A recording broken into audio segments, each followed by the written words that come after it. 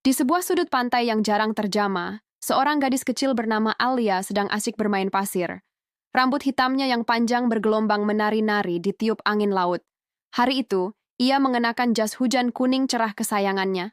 Tiba-tiba, matanya menangkap sesuatu yang aneh. Di antara tebing-tebing karang yang menjulang, ada sebuah celah sempit yang memancarkan cahaya biru misterius. Rasa penasaran mendorong kaki-kaki mungilnya untuk mendekat. Semakin dekat, cahaya itu semakin terang, seolah mengundangnya masuk. Tanpa ragu, Alia menyelinap ke dalam celah itu. Di dalamnya, ia terperangah. Gua itu ternyata sangat luas, dan seluruh dindingnya berkilauan seperti ditaburi jutaan bintang biru. Di tengah gua, ada sesuatu yang lebih menakjubkan lagi. Sebuah cangkang siput raksasa berwarna pirus dengan pola emas yang indah, bersinar lembut. Alia mendekat dengan hati-hati. Tak disangka, cangkang itu bergerak. Dua buah antena panjang muncul, dan sepasang mata besar yang ramah menatapnya. Ternyata, itu adalah seekor siput laut raksasa yang hidup. Ia tampak tersenyum pada Alia. Tiba-tiba, suara berat memecah keheningan. Alia, jangan di sana, nak. Air pasang akan segera datang.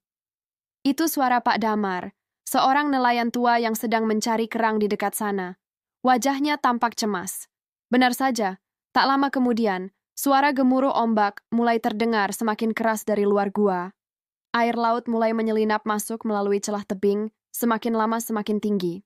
Alia dan Pak Damar terjebak. Mereka panik mencari jalan keluar. Tepat saat ombak besar pertama menerjang masuk, si siput raksasa bergerak. Dengan gerakan anggun, tubuhnya yang berpendar bioluminesen menyingkap sebuah lorong rahasia di belakangnya yang tak terlihat sebelumnya. Lorong itu kering dan aman. Siput itu seolah menunjuk ke arah lorong dengan antenanya, memberikan jalan bagi Alia dan Pak Damar. Mereka bergegas masuk ke lorong itu, mengikuti cahaya lembut dari tubuh si siput yang menuntun mereka. Lorong itu ternyata tembus ke sisi lain tebing yang lebih tinggi dan aman dari jangkauan ombak. Saat mereka berhasil keluar, laut sudah kembali tenang, seolah tak terjadi apa-apa. Celah biru itu pun telah tertutup oleh air pasang. Alia menoleh ke arah gua dengan perasaan haru. Ia berjanji dalam hati akan menjaga rahasia tebing ajaib ini. Sambil tersenyum, ia berbisik pada angin, "Terima kasih sahabat baruku. Aku akan kembali menemuimu saat bulan purnama tiba." Pak Damar hanya tersenyum bijak, seolah ia mengerti ada keajaiban yang baru saja mereka saksikan bersama. Terima kasih sudah menonton kisah petualangan Alia. Jika kalian suka dengan cerita ini, jangan lupa untuk like, komen, dan subscribe ya, agar tidak ketinggalan petualangan ajaib lainnya. Sampai jumpa.